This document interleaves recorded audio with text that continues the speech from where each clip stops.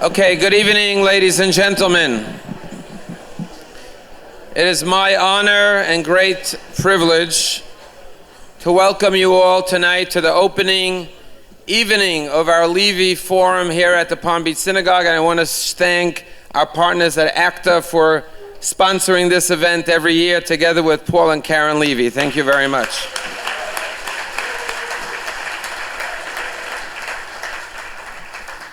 So they tell a story of a Jew who's walking along the beach one day, and a bottle washes ashore, and he opens up the bottle and a genie comes out. And the genie says to him, "I've been trapped in this bottle for thousands of years. Make any wish and it will be granted." So the Jew says to the genie, "You know, when Moses led the Jews for 40 years in the desert, he took them to the one spot in the Middle East that has no oil. And as a result of that, the Jews are isolated. All our enemies, Iraq, Iran, Saudi Arabia, they all have oil wells, and we don't. So my one request would be if you could move the oil wells from all the Arab countries to Israel, that would be my one request." And the genie says, "Wow, that sounds like a big request. Do you happen to have a map of the Middle East?" He says, "I happen to carry one. Here it is." He gives it to him. He starts looking at the map. He says, Saudi Arabia, Iraq, Iran, Kuwait. He says, that's a big job, moving oil wells underground thousands of miles. He says, that's a little too big of a request. He folds up the map. He gives it back to the Jew. He says, "Ask for something else." So he says, "Okay, my second request would be," he says, "you know, we Jews are a tiny little nation, only 13 million Jews. There are 1 billion Arabs, 2 billion Christians." He said, "You would think we Jews would stick together, we would love each other, we would unite, support one another, because we have so many enemies around us, so many anti-Semites. But yet, Jews are often fighting with one another. This Jew is opposing this Jew, and this Jew is fighting with that Jew, and this one doesn't get along with this one, and that." He says, if you could unite the Jewish people, that they should be one loving, united, cohesive group, that would be my second request. And the genie looks at the Jew and says, "Let me see that map again."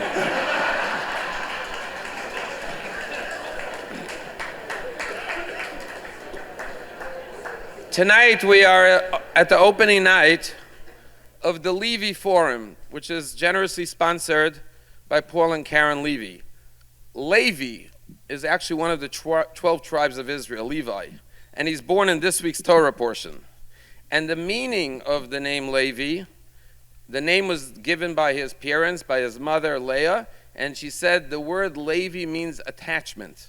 And may our family always be bonded. The 12 tribes of Israel, the family of Israel, should always be connected and bonded and attached. Levy means attachment to one another.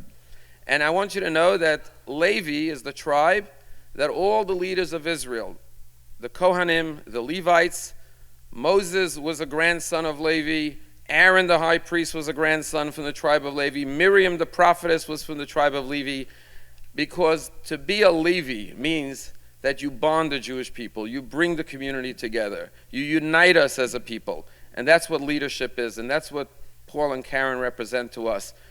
The Levy Forum's subtitle is Forum for Open Discourse, to learn to respect one another, to speak to one another, to foster understanding and mutual respect for one another through vision, through ideas that transcend all of us. Vision for the Jewish people, for Israel, for humanity. And I want to thank you once again, Paul and Karen, for your generosity. May God bless you to continue being the lights and the leaders you are in our community. It is now my great honor to call upon Mr. Paul Levy to open the evening.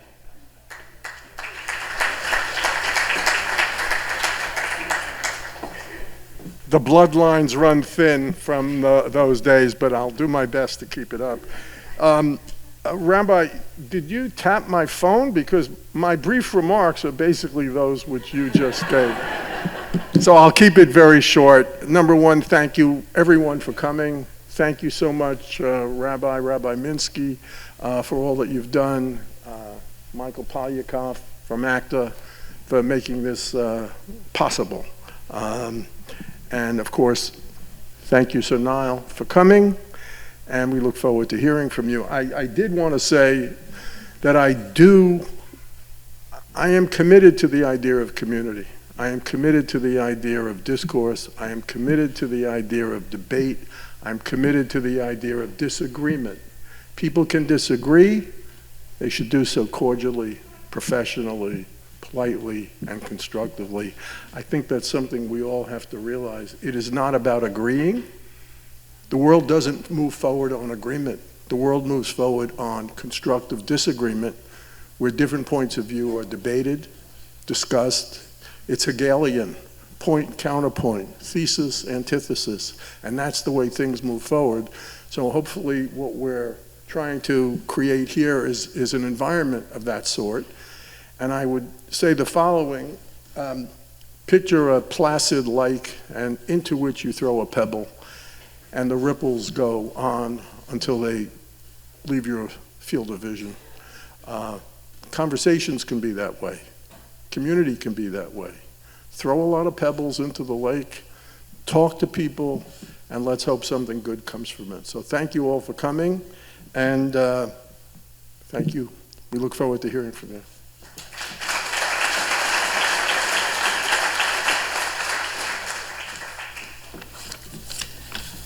It is an immense joy to see all of you here and to introduce our inaugural speaker for the third season of the Levy Forum, Sir Nial Ferguson. Last year, those of you who were with us will remember that the second season was inaugurated by Ayaan Hirsi Ali, who is now Lady Ayaan. And this year we have Sir Nial Ferguson to open the season. Lady Ayaan, as you will recall, is a humanitarian and women's rights activist, and Sir Nial, knighted for his contributions to literature, is a historian who is also helping us to mend a broken world, husband and wife, Tikkun Olam. This forum is the result of the vision and generosity of Paul and Karen Levy, who started it 2 years ago as a service to this community. And in addition to making the Palm Beach Synagogue the center that it is for spiritual rebirth, it answers to the vision of Rabbi Shiner that the Palm Beach Synagogue will be the intellectual hub of Palm Beach and beyond through the podcasts and the videos. So thank you, Rabbi Shiner. Thank you, Rabbi Minsky. You're gracious hosts, and you have been with us at every step in inspiring and refining our vision and implementation. And a thank you to Emily J. and Claire Doyle and Tracy Pang, my colleagues, who have supported all of this work to get this together. The Levy Forum is experiencing some geographical growth. Those of you who were with us last April when Bernard-Henri Levy spoke will remember that he had just written the French version of Israel Alone, and it prompted a partnership between the Levy Forum and Bernard-Henri Levy to combat campus anti-Semitism and hatred for Israel. And through the generosity of Paul and Karen and their friends, many of whom are here tonight, Bruce and Susie Kovner, Charles and Rita Bronfman, Alan Schuch, David Windreich, Paul Singer, and William Hyman, we were able to sponsor a 14-campus tour of campuses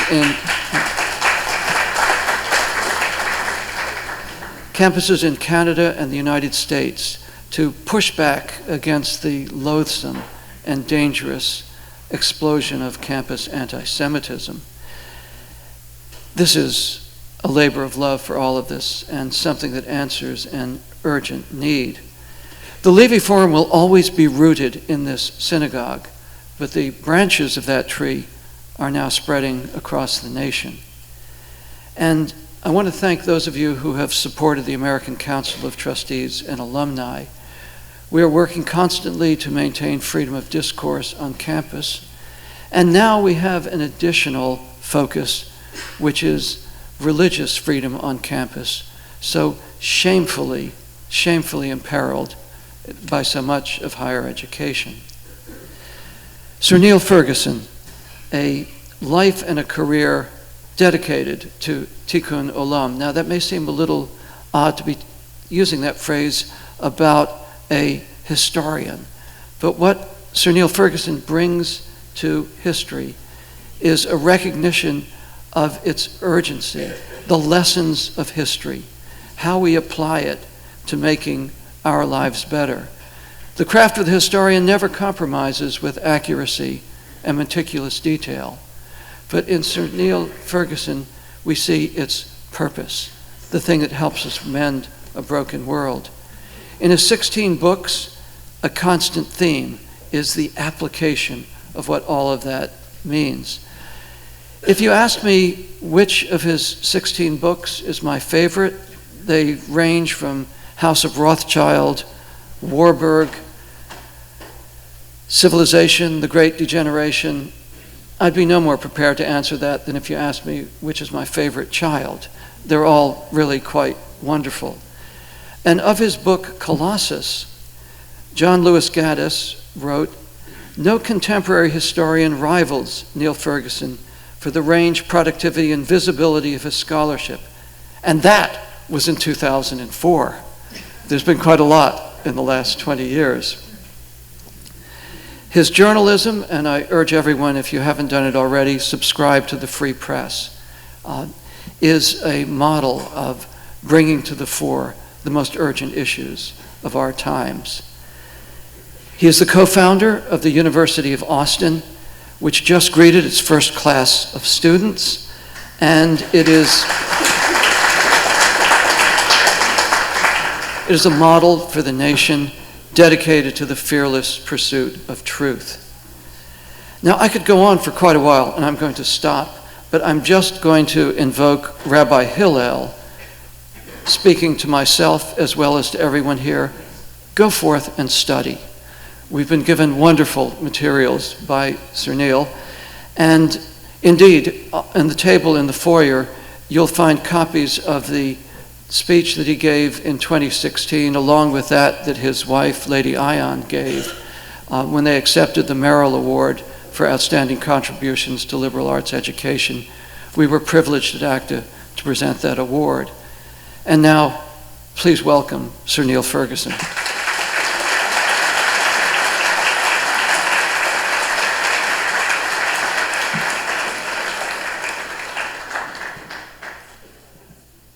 Well, thank you very much indeed, Michael. Thank you, Mr. and Mrs. Levy. Thank you, Rabbi, for welcoming me into your synagogue. Thanks to everybody who's come here tonight. Could we just pay tribute to the work of ACTA that Michael has led so courageously and so impressively? Not many people realized as early as Michael Polyakov the crisis that was brewing in our universities, a crisis so dire that it led me to compare the state of the elite American universities in the 2010s and 2020s to the state of the elite German universities in the 1920s. And it took a hideous atrocity last year to cause many people to open their eyes to something that you and I, Michael, have been concerned about for 10 years. Ladies and gentlemen, full disclosure, I am not Jewish. I remember being told a very entertaining joke by Mort Zuckerman about the Jewish origins of the name Ferguson.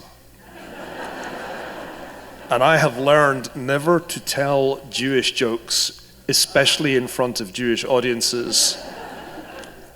But the punchline was, Sean Ferguson, schon vergessen. For those of you who know the joke, that's all you need to know, and if you don't know the joke, look it up. Scottish humor is slightly different. Scottish humor is like, I wonder how long this lectern is going to last. It's so wobbly, it's like Donald Trump dancing. And I have to say, I apologize if you voted for Kamala Harris, but I have been doing that dance right here in Palm Beach last night. I was at Mar-a-Lago, and I was in good company. Lee Greenwood was there. He sang Proud to be American, a song I first heard when I was sworn in as a US citizen 6 years ago. Glenn Beck was there, and we were there to celebrate and support the work of Prager University, and I want to just mention Dennis. Dennis Prager is, as some of you may know, in a critically ill condition, having suffered a severe fall, and our thoughts and prayers are with him and his family. The great work he's done, I know, will carry on, and I'm very hopeful that he will recover from his injury. But we were in high spirits despite Dennis's accident. The culmination of my week, maybe my life, was dancing the Trump dance with my favorite Canadian professor, Gad Saad. President Trump put in an appearance, and I've never seen somebody walk on air that way before. I kept looking to see, are his feet touching the ground, or is he still walking 6 inches above the ground? I said very indiscreetly, and don't tell anybody I said this, I think I can get away with it here. I said very indiscreetly on the Hoover Institution show Goodfellas that Donald Trump's re-election was the biggest comeback since the resurrection, and I realized I should walk that back.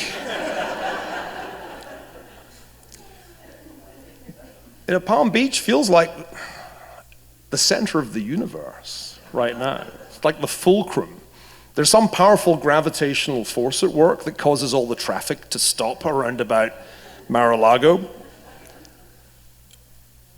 And one senses an optimism, high spirits. Even, I think, those who were on the losing side of the election have a certain relief that there was a clear outcome. In this happy place, where the vibe shift feels very real, it's almost bad taste to think of a very different place. But I want you to do that. I want you to think about Vilnius.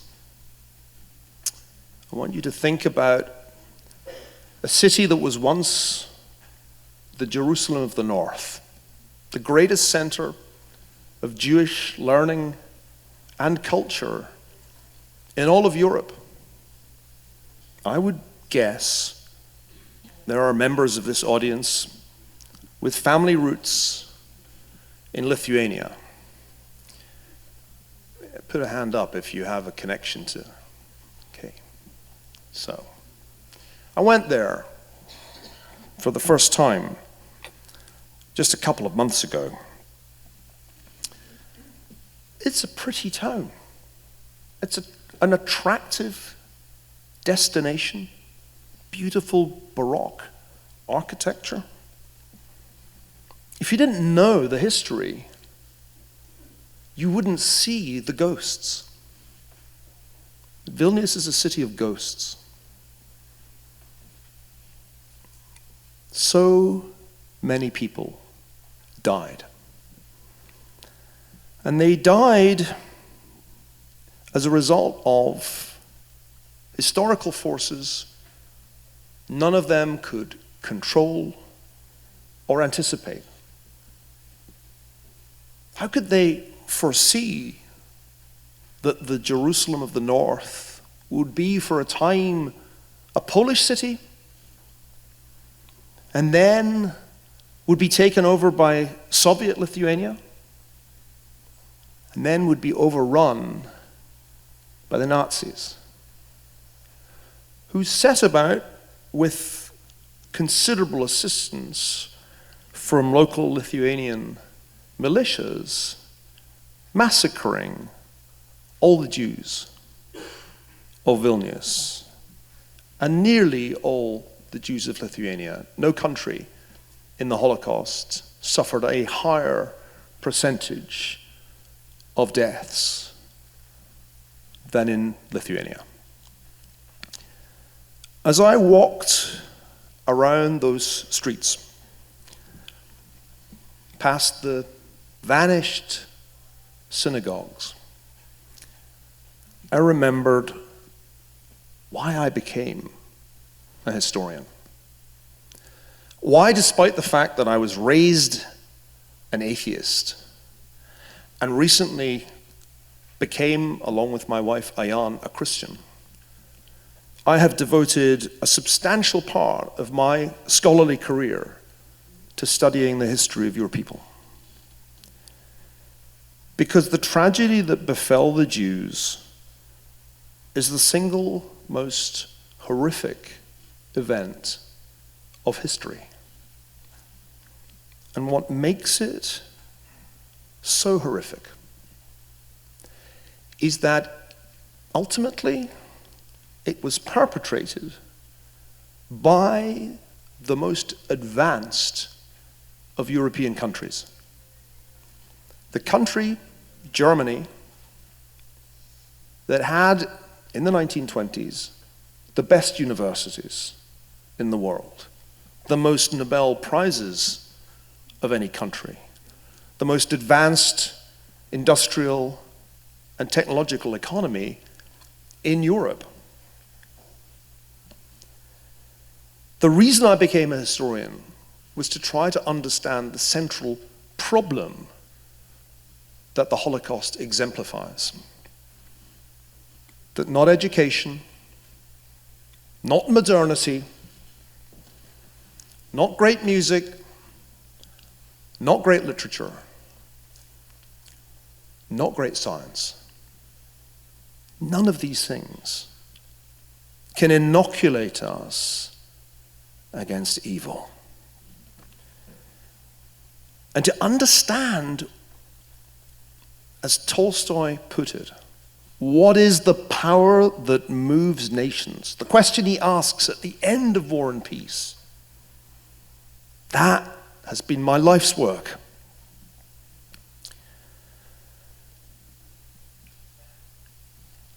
I posed a question to give myself a lecture title tonight. Cold War II or World War III? And I want to try, in a few brief minutes before we turn to discussion, to think about our present moment using these two analogies to try to illuminate where we are. Let's begin with Cold War II. Let's begin with the time in which Vilnius was in a deep freeze, the deep freeze of Cold War.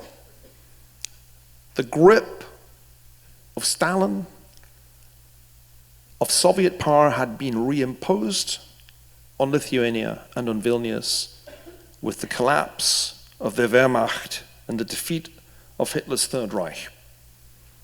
And from then, from 1944-45, until the dissolution of the Soviet Empire between 1989 and 1991, history in Vilnius essentially stopped.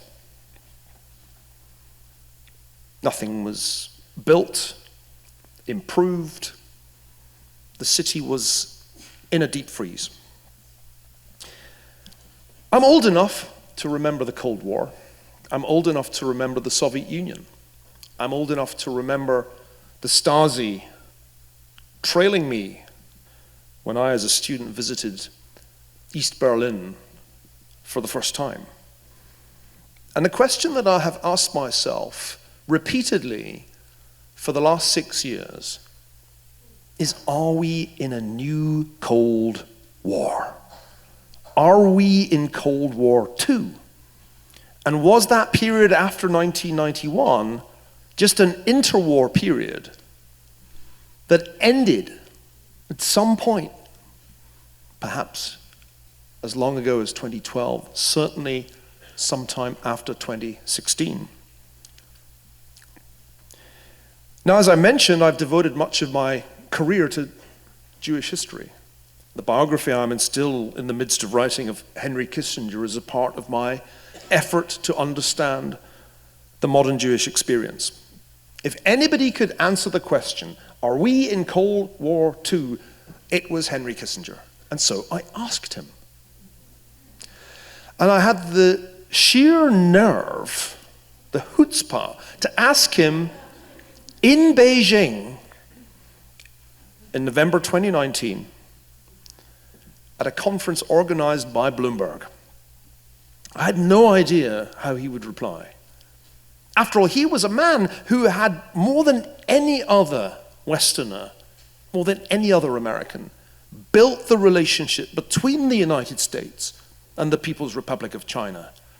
It's perhaps the achievement that many people most associate with him. Are we, Dr. Kissinger, I asked, in a new Cold War? He gave one of those pregnant pauses before replying. And his reply, I'll never forget, was this: We are in the foothills of a Cold War. In the foothills of a Cold War. What an answer. It's not often that you sort of feel a shiver of historical recognition go down your spine, but I felt it then. And a year later, he, in another interview with someone else, upgraded it to the mountain passes of a Cold War. Shortly before his 100th birthday, I asked him again about that question. And he said to me, the second Cold War will be more dangerous than the first. Now, if anybody was qualified to recognize a Cold War, it was surely Henry Kissinger, who was there at the beginning of the first Cold War and there at the end of it. Two superpowers, ladies and gentlemen. One committed to capitalism and democracy, the other committed to Marxism-Leninism. Ideologically divided, in a technological competition with one another, not only in the field of nuclear weapons, but now also in the field of artificial intelligence, in the field of quantum computing. That, of course, was what Kissinger meant when he said, this is more dangerous, because the technologies have become more potent, the weapons more accurate, our capacity for mass destruction even greater than it was in the First Cold War.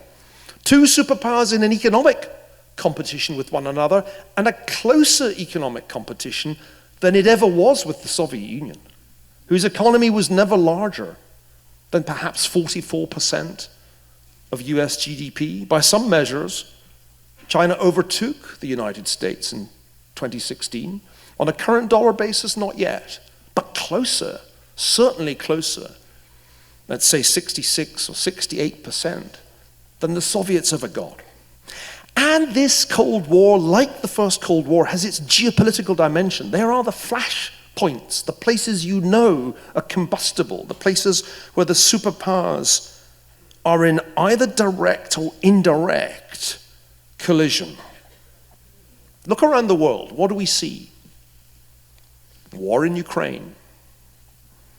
Raging war, the worst war Europe has seen since 1945.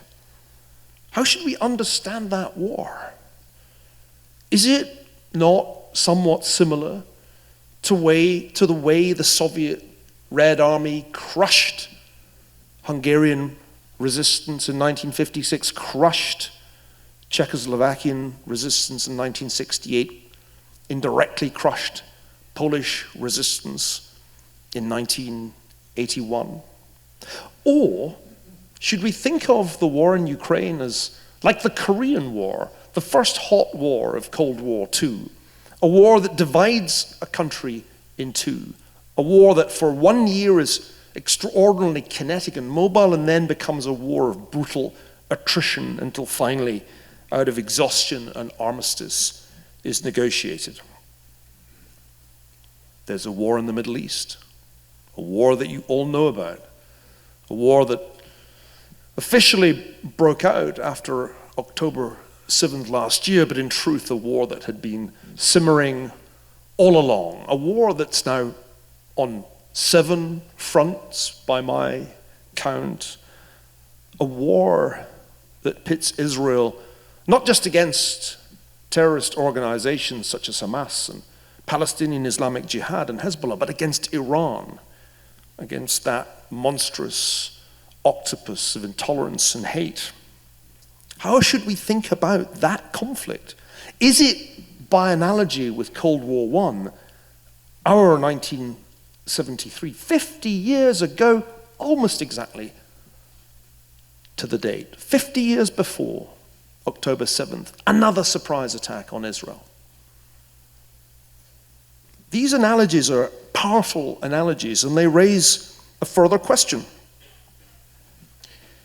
Is there another regional conflict waiting to flare up in this second Cold War, and if so, where? Think of it as, in some measure, a Cold War in mirror image. If the first Cold War was a transatlantic conflict primarily, where the great flashpoints were in the Atlantic world, but the hot wars mostly happened in Asia, Cold War II is a trans-Pacific conflict, a conflict between Washington and Beijing. And the flashpoints, the most dangerous places, are therefore in the Pacific world. Taiwan. The most dangerous island in the first Cold War was Cuba, a little island very close to the United States, which in 1962, the United States blockaded. We called it a quarantine, John F. Kennedy did, but it was in truth a blockade. And Nikita Khrushchev, the Soviet leader, had to decide, do I send a naval expeditionary force to run the blockade and risk World War III? Imagine a role reversal.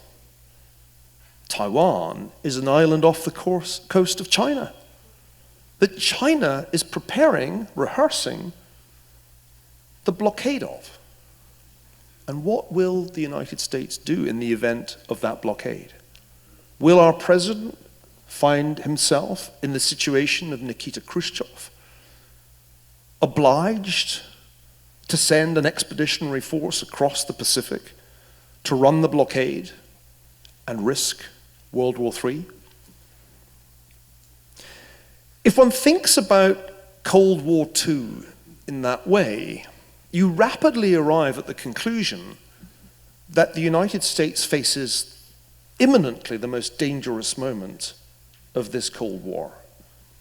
The Taiwan semiconductor crisis is likely to happen in the term of this newly elected president, because Bill Burns, the director of Central Intelligence, has more than once said that Xi Jinping has ordered his generals to be ready for war in 2027. It is also worth bearing in mind that we do not have a particularly credible strategy to deter Xi Jinping from blockading Taiwan. In fact, in all the war games of which I'm aware, the unclassified ones, the scenario of a blockade produces a very ugly outcome indeed, a large-scale war with extremely heavy casualties on both sides. In this framework, it's tempting to ask if it's time to dust down Dr. Kissinger's strategy of détente to avoid the kind of showdown that would bring us to the brink of World War III, but in the disadvantageous position of Khrushchev in 1962. Now that's the good news. The bad news is, you can see why my last book was called Doom. It's actually an ironical title. More about that later. World War III is my alternative analogy. Think about not the 1950s, 60s, 70s. Think about the 1930s. The great powers have disarmed. They thought the age of war was over and the peace dividend could be paid out indefinitely. At home, domestic opinion on both sides of the Atlantic had turned against forever wars. An isolationist mood in the United States, a pacifist mood in Europe. Meanwhile, the emergence of autocratic regimes, a neo-imperial Russia under President or would-be Tsar Vladimir Putin, a Marxist-Leninist China under Xi Jinping, determined to reimpose the power of the Chinese Communist Party. And then these strange bedfellows join forces. China begins to support Russia's imperial project to reimpose its power on Ukraine. Without Chinese economic assistance, the Russian war effort would not have been sustainable until today. Vast exports of Chinese dual-use equipment and now also lethal equipment have kept the Putin war machine running. An axis has formed. This was one of the unintended consequences of the foreign policy of Joe Biden. This axis has grown in the past 2.5 to 3 years. It was joined by Iran, which began to supply Putin's war machine with drones.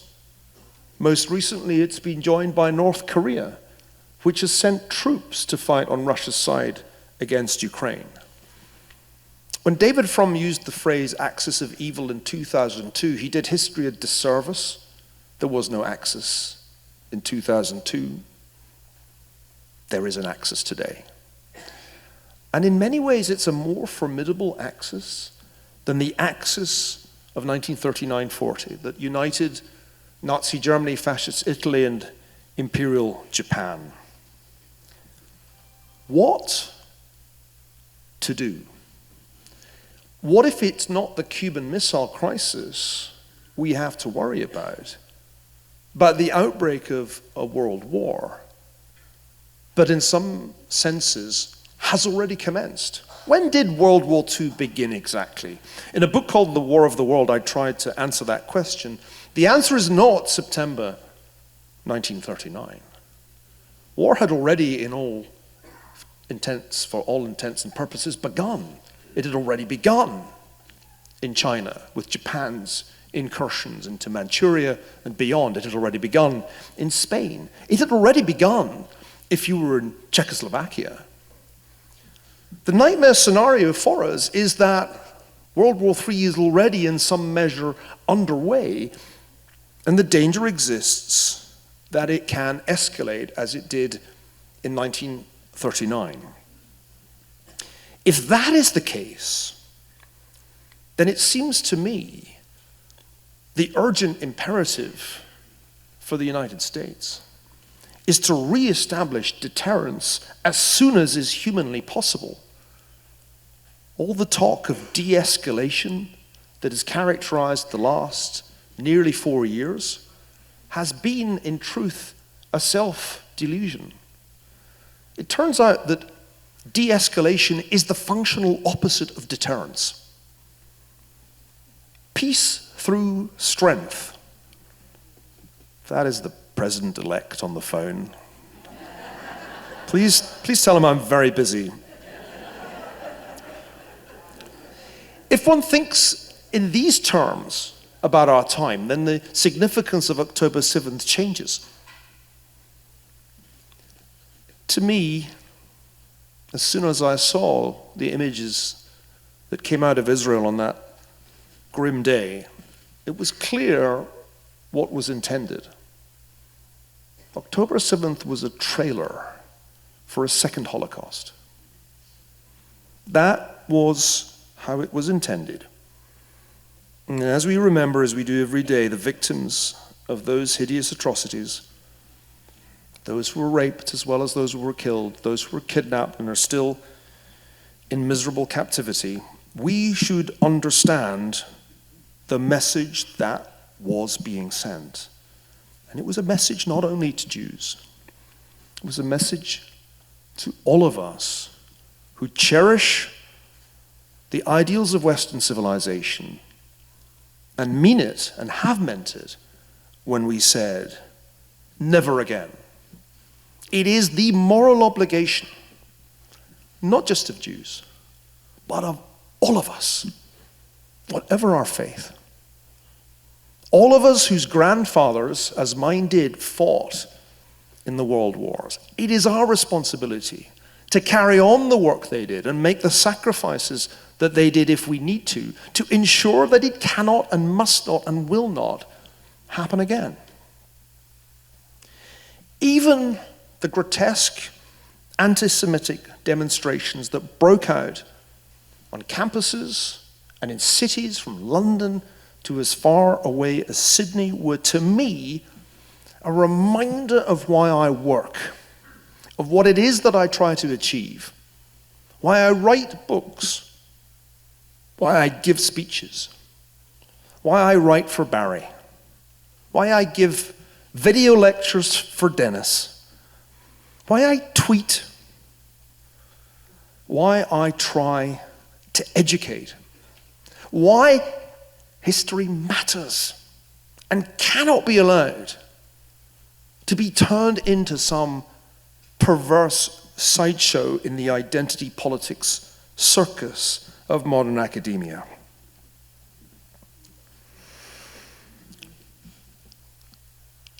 I'm coming to the end of my remarks. George Orwell described Cold War, he defined Cold War in an astonishingly prescient essay published in 1945 as a peace that is no peace. It's a brilliant essay. He was a genius. He saw and understood as soon as he read the news of the dropping of the atomic bomb on Hiroshima and Nagasaki that a new age had dawned in which nuclear-armed superpowers would be in an existence of peace that is no peace, unable to go to war because of the catastrophic consequences of nuclear Armageddon, unable to be at peace because of their mutual suspicions. I think our situation today is somewhat different. I'd characterize it as a war that is no war. The war is ongoing, it is constant. It is ongoing in cyberspace, it is ongoing in space. It is a war that ultimately will be fought in every domain with every technology that we can deploy in pursuit of strategic predominance. And you might conclude from that that the outlook is very bleak. But I don't think it necessarily is. I want to conclude by telling you my reasons for optimism and why we can learn from history how to avoid both Cold War II and World War III. Our foes are very weak, in truth. Iran is weak. They have no succession plan. They turn out to have no air offensive capability and no air defense capability. The tentacles of the octopus have been lopped off. The Israeli government has achieved more in the past 3 or 4 months than anyone thought possible. Hamas is all but destroyed. Hezbollah has been decapitated and eviscerated. Israel now has the option to wage a war against Iran that could, with American support, put an end to that regime's plans to have nuclear weapons, plans that can never be fulfilled so long as they so clearly intend to destroy the state of Israel. And we, by contrast, we have strengths. As I've been trying to understand the events of 2024, my mind keeps going back to another election that another Republican president won. And that election was that of 1980.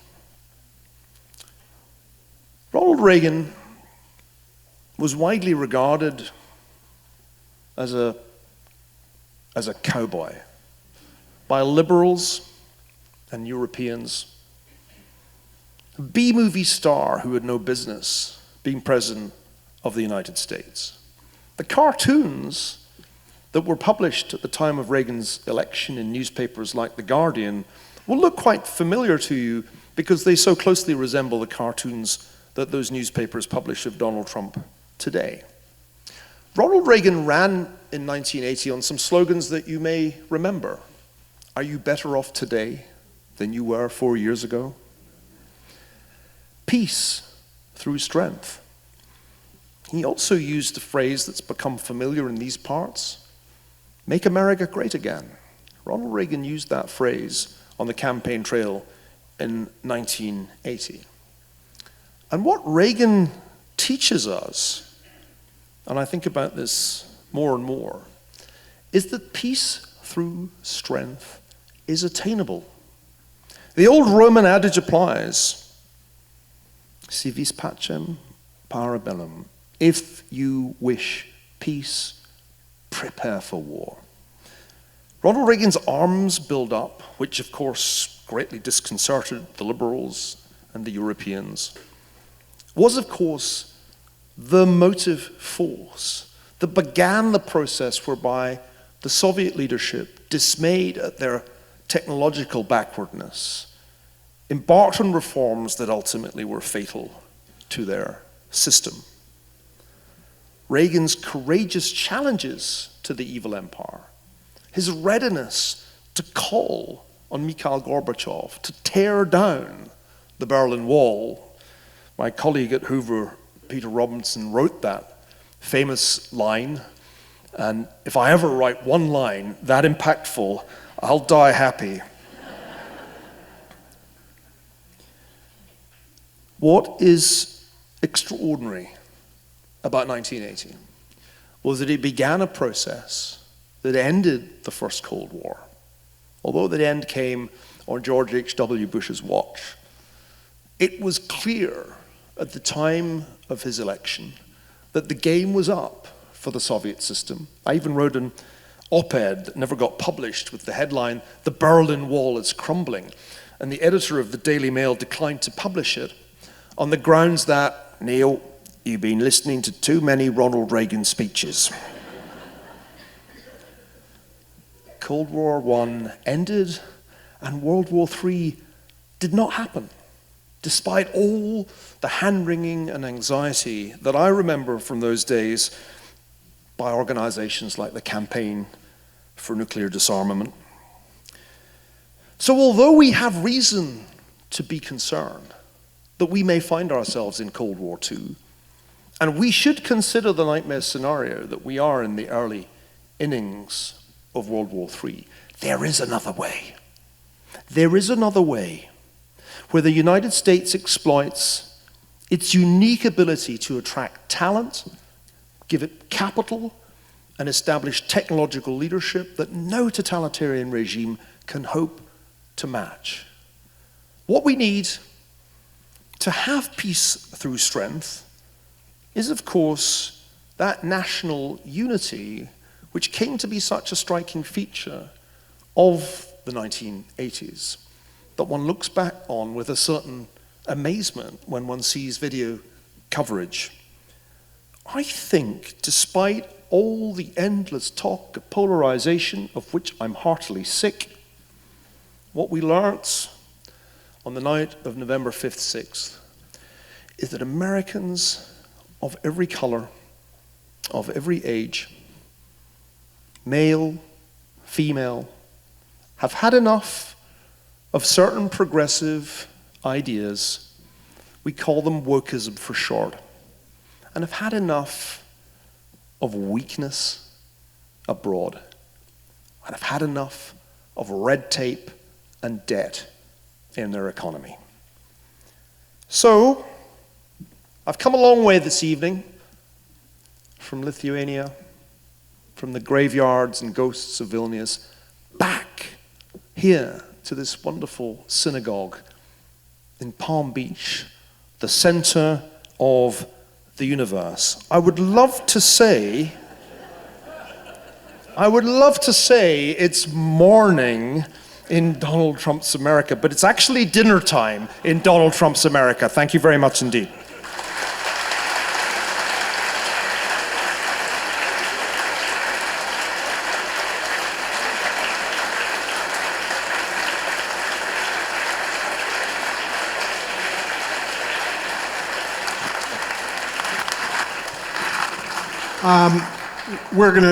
We're gonna take some questions. We encourage them. There is one simple ground rule. No, hand down. There's one simple ground rule. Ask a question, don't make a speech. Finish your sentence with a question and make it brief because more than one person would like to pose a question. Charles, go ahead. Thank you. Thank you so much for a brilliant little talk from Vilnius to now. Just a short little period. Sir, in your lecture, there was one thing that I missed, and that was the ability of all sides to use atomic weapons. Not necessarily the bomb, but short-term, short-range. Why was that? Obviously, there's a reason. Perhaps I should have made it more explicit. When Orwell characterized Cold War as a peace that is no peace, his point was that with the advent of what was then the atomic bomb, the rules of engagement between the superpowers had changed because the cost of direct war between them had clearly risen. It's interesting that Orwell understood already in 1945 that the United States would not long maintain a monopoly on the bomb. This was prescient because it took the Soviets several years to steal the technology and build a bomb of their own. Orwell also foresaw that there would be more than two nuclear powers. He predicted brilliantly in 1945 that China would become the third nuclear power. And if you read 1984, the book that he published just 3 years later, you see that the article is a sketch for 1984, with its three totalitarian empires in this peace that is no peace. Nuclear weapons are, of course, the difference between Cold War II and World War II, and some would argue the reason that World War III did not happen. Certainly in 1962, both Kennedy and Khrushchev recoiled from the possibility of the use of nuclear weapons, in just the same way that Henry Kissinger and Richard Nixon recoiled when the PSYOP, the American plan for nuclear war, was revealed to them at their first briefing after the formation of the Nixon administration in 1969. But we've forgotten the lessons of nuclear deterrence to an extent that is shocking. When President Putin first threatened to use a short-range or tactical nuclear weapon in Ukraine, our response should have been, if you use a nuclear weapon, we reserve the right to use a nuclear weapon too. That's the essence of deterrence. Instead, our response was, oh dear, how very alarming, we'd better not supply the Ukrainians with jet planes or allow them to use missiles against Russian air bases that they were using to pummel Ukrainian energy infrastructure. Dmitry Kuleba, the Ukrainian foreign minister, recently resigned from that position, said to me in February at the Munich Security Conference The tragedy is that the Biden administration deterred themselves. And this is so true. This self-deterrence was absurd because Xi Jinping had made it clear that the Russians could not use nuclear weapons. He made that explicit. And he is Big Daddy in the Axis. He is quite likely to enforce that prohibition. Why? Because China is not yet a nuclear superpower, but it's fast becoming one. The thing we talk least about that we should talk more about is China's nuclear arms buildup. They are building a nuclear arsenal at a faster clip than ever has been done in a frantic race to get close to parity with the United States and the Russian Empire. That creates a new and alarming problem. We face not one nuclear superpower, but two, plus a third mini-nuclear power, North Korea, plus a fourth wannabe nuclear power, Iran. Do you remember non-proliferation? That now applies only to our allies.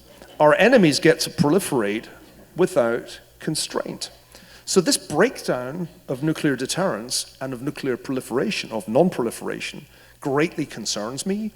And it's why we need to be worried about both the Cold War scenario and the World War scenario. Since the discovery of nuclear fission back in the 1930s, we have built vastly more nuclear missiles than nuclear power stations, vastly more.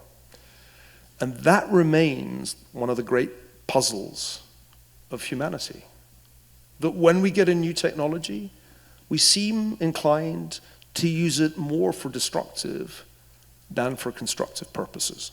So you are very right to raise this issue. I think about it a great deal. I believe one of the worst facets of the Biden-Harris administration has been our failure to understand and apply the rules of Cold War nuclear deterrence. Thank you for the question. I also do short answers. I'll let the distribution of mics be done by others. Yes, sir. Hello, thank you. In your closing remarks, you talked about... The key to microphones is never hold the bottom of the mic. No. Okay, is that That's better? it, you see. Okay, weakness abroad. In the festivities at Mar-a-Lago last night, did you feel that the mood of America now is its historic role as policeman of the world, or its equally historic role as isolationist? Well, thank you for asking that. You sound like a fellow Brit.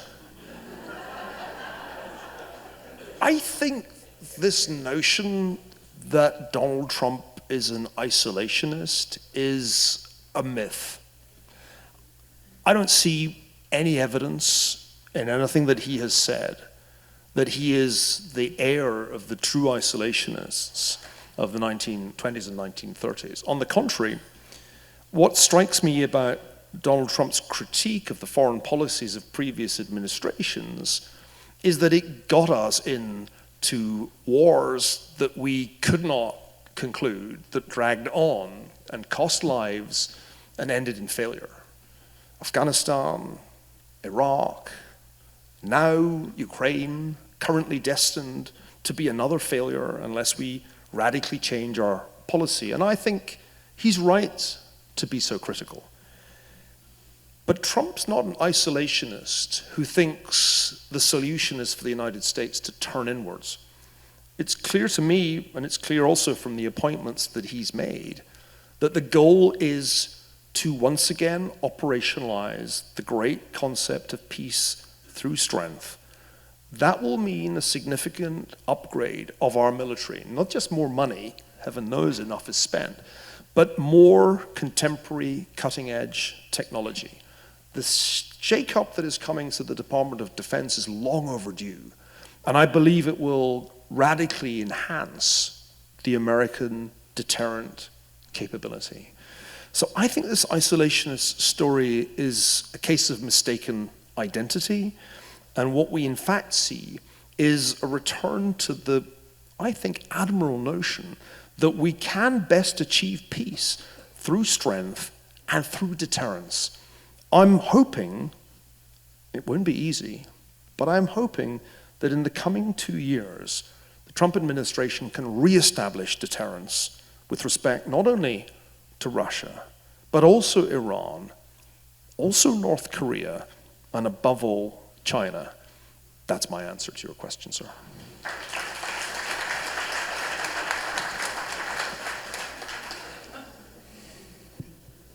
Thank you so much for being here at Palm Beach Synagogue.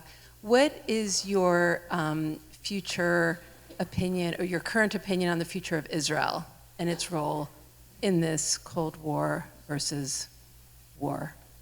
Thank you for asking that question. Historians, of course, are supposed to be responsible for the past rather than the future, but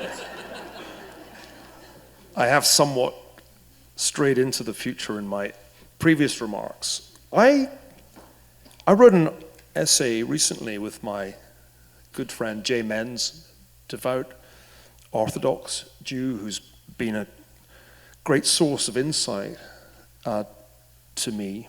He and I visited Jerusalem together in February and had a most fascinating time talking to Israelis across the political spectrum, from Haredi all the way to the most left-wing Tel Aviv liberals. And we came away with two insights. Number one, that despite the deep political divisions which remain, Israeli society has been in some profound social sense reunited by the traumatic events of October 7th. I saw that wherever I went, and it deeply impressed me. The second conclusion we came to is that Benjamin Netanyahu is one of the most underrated politicians of our age.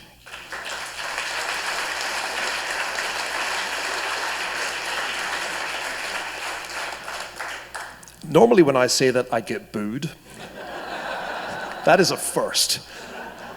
And the analogy I would draw may strike you as inappropriate, but we compared him in a piece we wrote for The Spectator magazine to Bismarck. Machiavellian, without question, one of the great Machiavellians in his management of domestic and international affairs, but like Bismarck, capable of executing a strategic vision that reestablishes Israel's security by making it a formidable military power that is at peace with most of its neighbors. Bismarck understood the limits of German power. Creating a united Germany was not intended by him to be a path to world or even European domination. He aimed at equipoise, balancing the tensions around him with Russia, with Austria-Hungary, with France. My sense of what Mr. Netanyahu is close to achieving is that with the defeat of Iran, potentially even the overthrow of its regime, he establishes Israel in a more secure position than it has ever been in a new relationship of peace, not just with Egypt, but with nearly all its Arab neighbors and near neighbors. That was on its way to happening in the first Trump term. Jared Kushner deserves far more credit than he was given at that time for his achievement. Far more.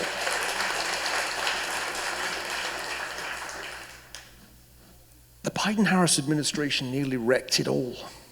They came so close to wrecking it all, but based on my recent visit to the United Arab Emirates, I think it can still be put back on track. It won't be easy. It's got much harder, particularly for the Saudis.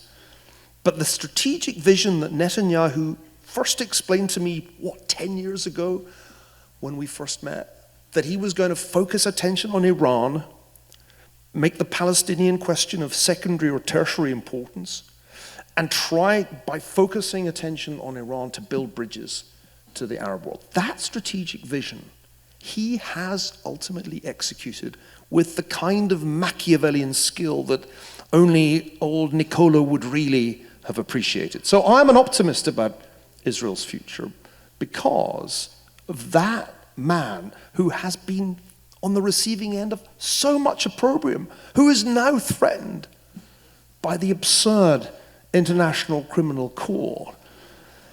That is an outrage, in my view, an outrage.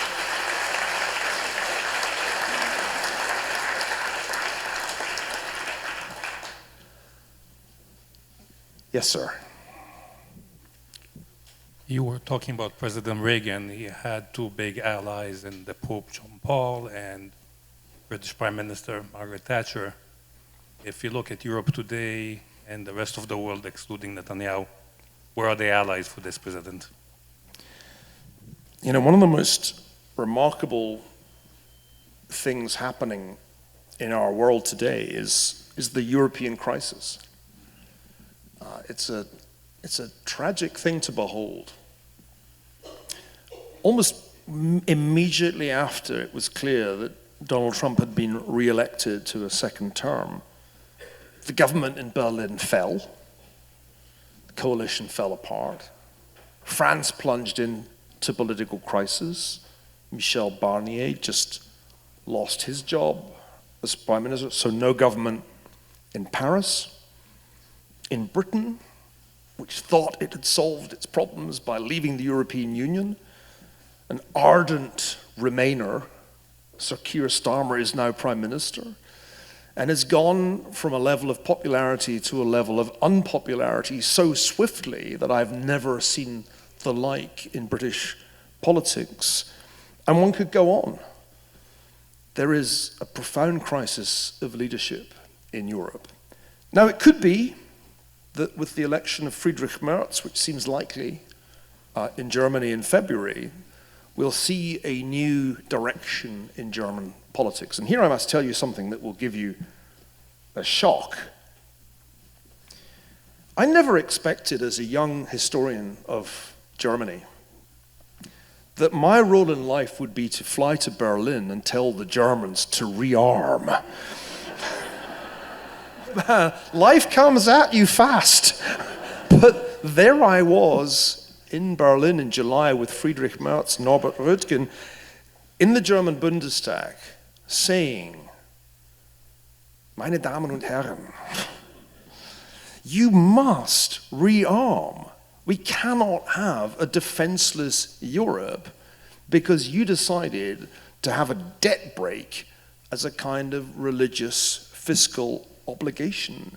So there will be change.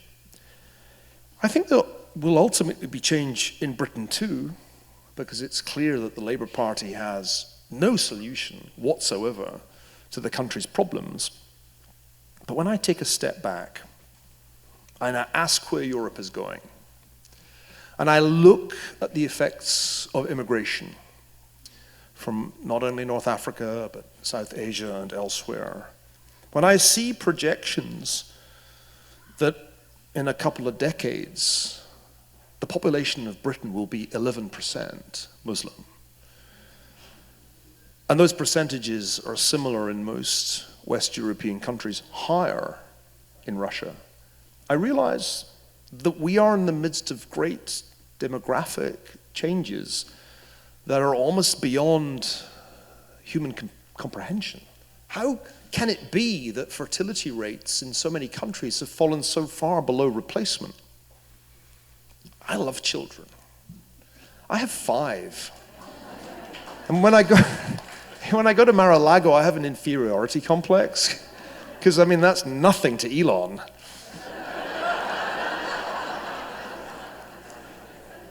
But why don't people love children? Why do so many young people postpone having children, then have one and think of it as a great economic hardship? Why have so many peoples in the world, not only Europeans, but also South Koreans, the Taiwanese, the Chinese, why did we decide to go extinct?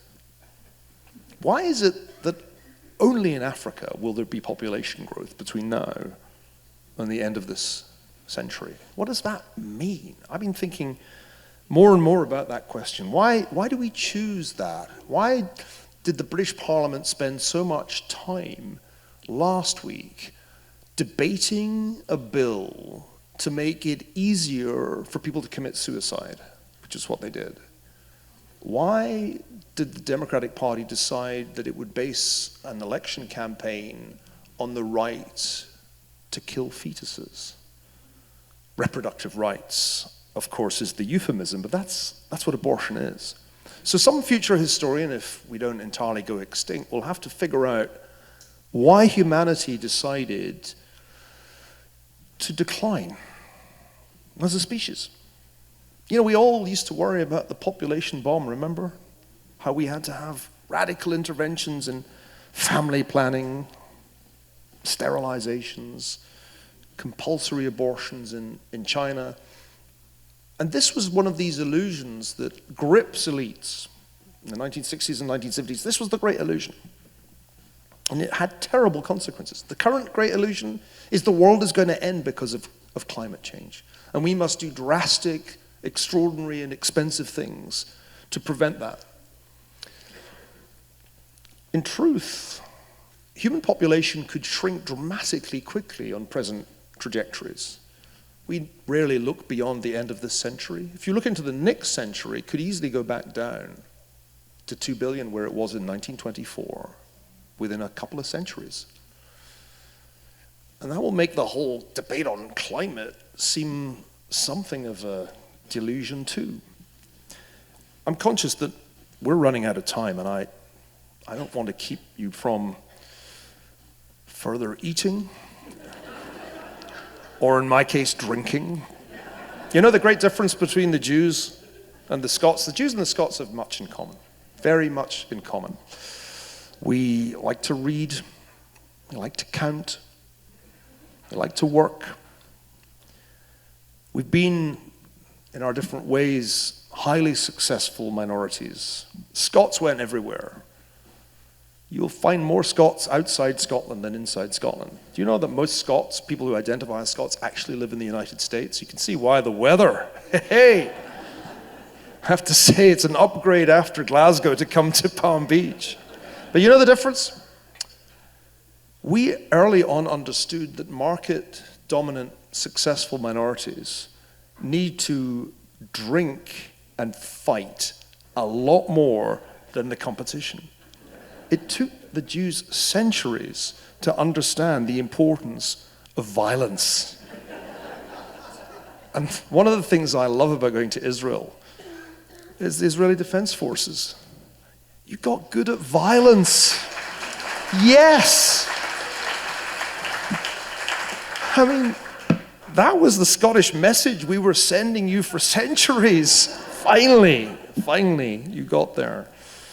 So yeah, the world is constantly preoccupied with fears of the end of the world, whether it's through population bombs or climate change. We're very good at telling ourselves the end of the world is nigh.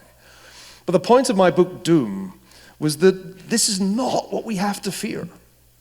The probability of the end of the world, especially through climate change, is vanishingly small.